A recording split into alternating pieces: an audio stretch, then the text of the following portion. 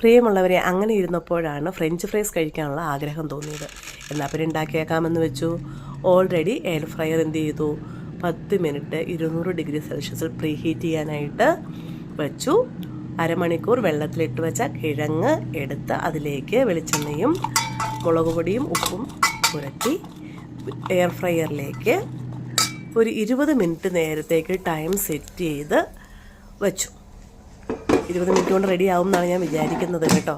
ഏതായാലും 180 ഡിഗ്രി സെൽഷ്യസിലേക്ക് ചൂടും മാറ്റിയിട്ടുണ്ട്. 200 ഡിഗ്രി ആയാൽ പിന്നെ പ്രശ്നം എന്ന് വെച്ചാൽ കരിഞ്ഞു പോകും, വേകുകയില്ല കേട്ടോ.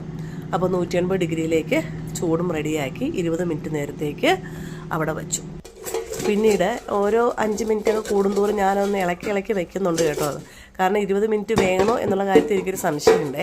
കാരണം എയർ ഫ്രയറിൽ അവിടെ എഴുതി വെച്ചിട്ടുണ്ട് 11 to 22 മിനിറ്റ് എഴുതി വെച്ചിരുന്നത്. അതുകൊണ്ട് തന്നെ 5 മിനിറ്റ് കൂടുമ്പോൾ ഞാനൊന്ന് എടുത്ത് നോക്കുന്നതുകൊണ്ട് തന്നെയല്ല, ഞാൻ ഇച്ചിരി മുഴുപ്പ് കുറച്ചാണ് കേട്ടോ കട്ട് ചെയ്തേക്കുന്നത് കിഴങ്ങ്.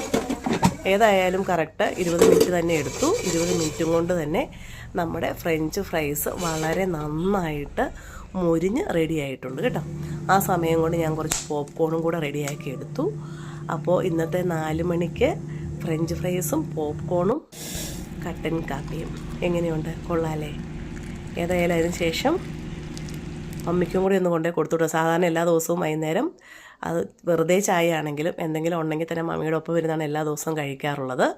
അപ്പോൾ മമ്മിക്കും കൊണ്ടേ കൊടുത്തു.